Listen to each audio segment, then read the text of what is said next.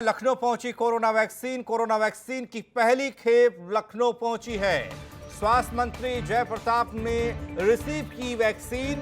पहले 9 लाख स्वास्थ्य कर्मियों को टीका लगेगा। सीआईएसएफ का विशेष दस्ता संभाल रहा है सुरक्षा का व्यवस्था। स्वास्थ्य मंत्री जयप्रताप ने रिसीव की है वैक्सीन। बड़ी खबर इसलिए उत्तर प्रदेश से ये कि वैक्सीन पहुंची है उत्तर प्रदेश। लखनऊ से बड़ी खबर। सीआईएसएफ का विशेष दस्ता संभाल रहा सुरक्षा का जिम्मा, सुरक्षा व्यवस्था। लखनऊ पहुंची कोरोना वैक्सीन। बड़ी खबर इस वक्त R9 टीवी पर। कोरोना वैक्सीन की पहली खेप लखनऊ पहुंची है। अमौसी एयरपोर्ट से तमाम सुरक्षित संसाधनों के साथ इस वैक्सीन को आगे ले जाया जाएगा। स्वास्थ्य मंत्री जयप्रताप ने रिसीव की है वैक्सीन। पहले 9 लाख स्वास्थ्य कर्मियों को लगेगा टीका। सीआईएसएफ का विशेष दस्ता संभाल रहा सुरक्षा व्यवस्था। लखनऊ पहुंची है कोरोना वैक्सीन। बड़ी खबर इस वक्त लखनऊ से आपको बता रहे हैं। अमौसी एयरपोर्ट पर जैसे ही वैक्सीन पहुंची,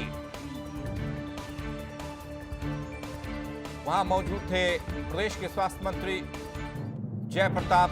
उन्होंने रिसीव किया वैक्सीन को। पहले 9 लाख स्वास्थ्य कर्मियों को टीका लगने का कार्यक्रम। सीआईएसएफ का विशेष दस्ता संभाल रहा है सुरक्षा व्यवस्था। लखनऊ पहुंची कोरोना वैक्सीन। बड़ी खबर। संदीप खेर जुड़ रहे हमारे साथ, हमारे सहयोगी। संदीप, पहली खेप लखनऊ पहुंची है, किस तरह की तस्वीर है? पहले स्वास्थ्य कर्मियों को चिन्हित किया जाएगा, उन्हें टीका लगेगा, पूरी खबर। बिल्कुल पंकज, आपको बता दे देखिए, जिस तरह से कह सकते हैं कि कोरोना के बीच में जो एक राहत की खबर जहां तक अभी तक देखी जा रही थी कि वैक्सीन जो है वो नए साल में लगना शुरू हो जाएगी, एक राहत की खबर थी।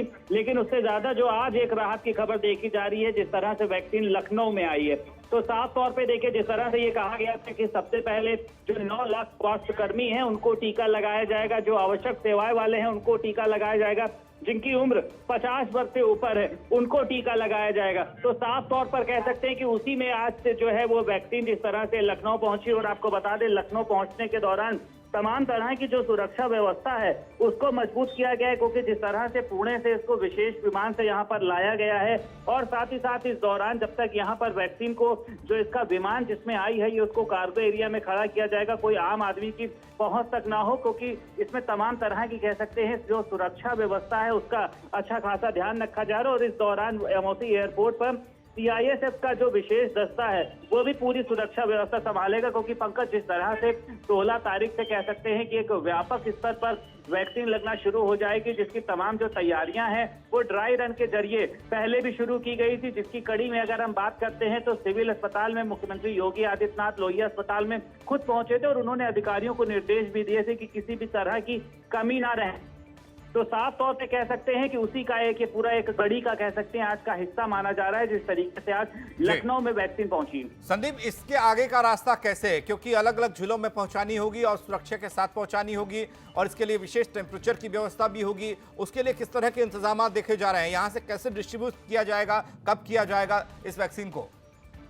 बिल्कुल पंकज, देखिए आपको बता दें, जब से यहाँ से अमौसी एयरपोर्ट पर वैक्सीन को पहुंचने के बाद यहाँ से इनको जो कह सकते हैं कि लखनऊ से प्रदेश के सभी मंडलों में भेजा जाएगा। और साथ ही साथ जब ये मंडलों में पहुंचेगी तो वहां पर जो जिला कोविड सेंटर हैं वो बनाए गए हैं, वहां पर सब इसको वैक्सीन को भेजा जाएगा। और जिले के कमांड सेंटर से जो सीएससी और पीएससी तक वैक्सीन को भेजा जाएगा। वहीं वैक्सीन को रखने के लिए तमाम तरह के इंतजाम किए गए हैं। और साथ ही साथ एक बात और है, 16 तारीख से जिस दिन से वैक्सीन लगना शुरू होगी, साथ ही साथ इसके लिए जो सेंटर्स बनाए गए हैं वहां पर उसी दिन वैक्सीन को पहुंचाया जाएगा। और साथ ही साथ वहां पर डॉक्टरों की एक टीम मौजूद रहेगी।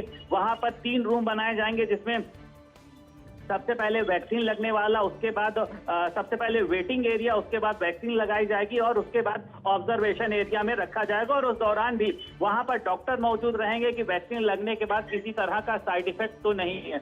तो बिल्कुल एक राहत की खबर है। नया साल जो है वो एक राहत की खबर लाया है। और उससे ज्यादा कह सकते हैं कि जो आज का दिन है वो एक राहत की खबर। 2 सवाल यहाँ पर हैं, और इसमें वेटिंग से लेकर ऑब्जर्वेशन तक का कितना वक्त रहने वाला है, और क्या लोगों की कोई सीमा तय की गई है कि सेंटर पर कितने लोग पहुंचेंगे, एक वक्त में कितने लोगों को टीका लग पाएगा, कितना वक्त इसमें लगेगा बीच में?